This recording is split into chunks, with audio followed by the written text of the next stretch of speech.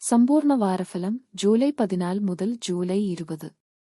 മേടക്കൂറ് അശ്വതിയും ഭരണിയും കാർത്തിക ആദ്യത്തെ കാൽഭാഗവും മിഥുനമാസം കഴിഞ്ഞ് കർക്കടക മാസം പിറക്കുന്ന ഈ ആഴ്ച മേടക്കൂറുകാർക്ക് പൊതുവെ നല്ല അനുഭവങ്ങൾ പ്രതീക്ഷിക്കാം. ആരോഗ്യകാര്യങ്ങളിൽ ശ്രദ്ധ വേണം. ജോലിയിൽ നല്ല ഫലങ്ങൾ പ്രതീക്ഷിക്കാം. വിചാരിച്ച കാര്യങ്ങൾ നടത്തിയെടുക്കാൻ കഴിയും. കുടുംബത്തിൽ സ്വസ്ഥതയും സമാധാനവും നിലനിർത്താൻ സാധിക്കും. ചെലവ് നിയന്ത്രിക്കാൻ ശ്രദ്ധിക്കണം.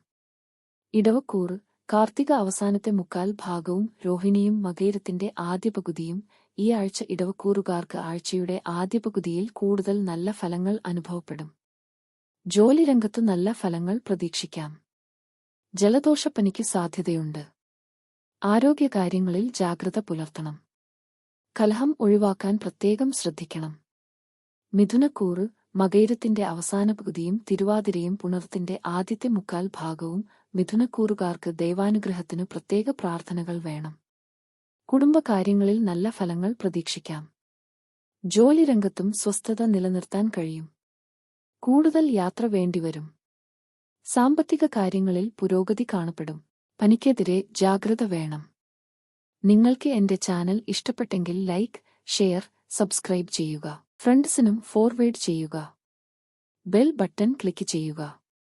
നമസ്കാരം.